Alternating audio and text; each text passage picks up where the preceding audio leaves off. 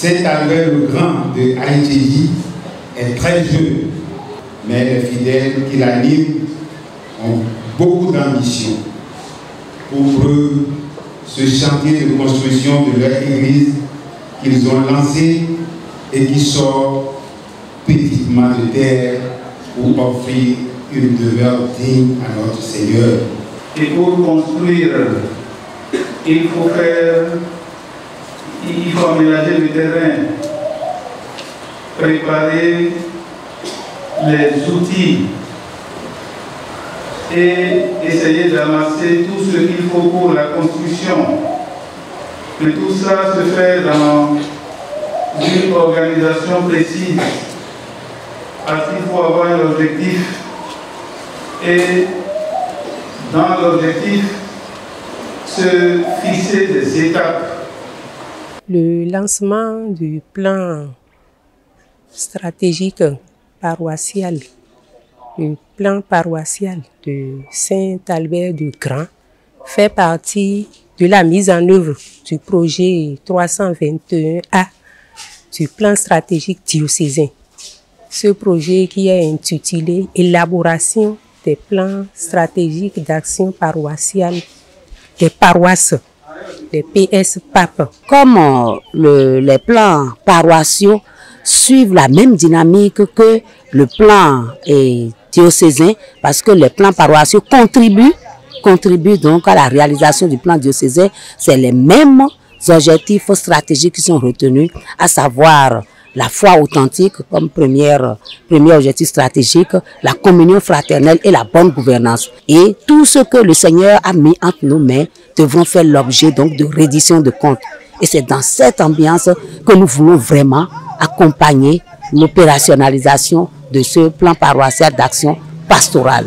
Togon bi hui we kasedo azogbe do ma wo si anso na wa we mi de yesinse ewe kana go alonu mi ewe mi na do to bo se to ni bona si hu do wanyin dodo bo si hu wa nevi zo bo kana wa do ganji me so anso be na do gbe asanku do ton gbe o do ye ho no gan mi ton ta agbo mi ton do pode ndo bonka mondo enewe no bichele bina do wendo no flimi we binu bo yesi se de suzeda yi ho lo mi bo mi na he ni no khai ho ni bo mi na ho mi de no yesi se bo yesi se na komi ni mi koro yesi se me bo do to yesi se o mi na se we ye ton di de to mi egbeti bo so mi bo na wa so ro kanti alianu teme na ho podo no yesi se do gbeto yin mi ton me o e na je file bo mi na no wa konton game bo na no ado pe ton ni. Cette paroisse vient de faire un grand pas lorsqu'il s'insère dans la dynamique que Monseigneur l'archevêque a mise en place depuis 2017 pour doter l'archidiocèse d'un plan paroissial et toutes les stations de l'archidiocèse de cet outil, de cet instrument qui est aujourd'hui incontournable, la planification stratégique des activités de chaque paroisse. Sous l'inspiration de l'Esprit Saint et sous la coordination du curé, nous voulons vraiment nous mettre ensemble pour pouvoir vraiment mettre en œuvre ce plan stratégique pour le bonheur et la cohésion de tous les fidèles chrétiens d'Haïti. S'il y a un message à l'endroit des fidèles, c'est que les fidèles s'associent à l'équipe de direction pour la bonne mise en œuvre. Le deuxième message, c'est un message d'appropriation des éléments du plan. Parce que nous, on n'a qu'un an par rapport au délai au niveau diocésain.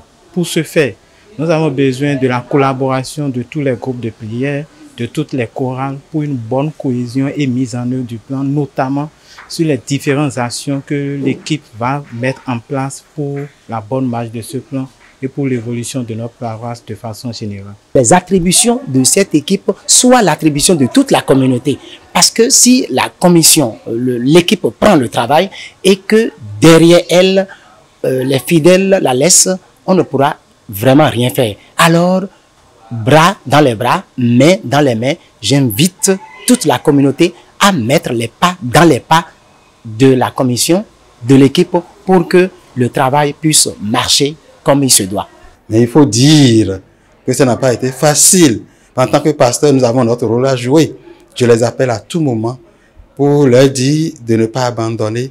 Je les bouscule, je fais beaucoup de pression sur eux. Et c'est grâce à cela que nous avons, disons, l'achèvement de l'élaboration de ce plan-là aujourd'hui, qui a été lancé par le représentant de Monseigneur, le vicaire général Roger Sévon. Je voudrais remercier le curé pour la confiance qu'il nous fait en nous, disons, en nous impliquant dans la mise en œuvre de ce plan stratégique. Je dois féliciter au nom de mon directeur, le père Georges Adeye, le père Jean Bosco Ounou, révérend père curé de cette paroisse, pour toute la mobilisation qu'il a pu réussir à faire autour de l'élaboration de ce plan.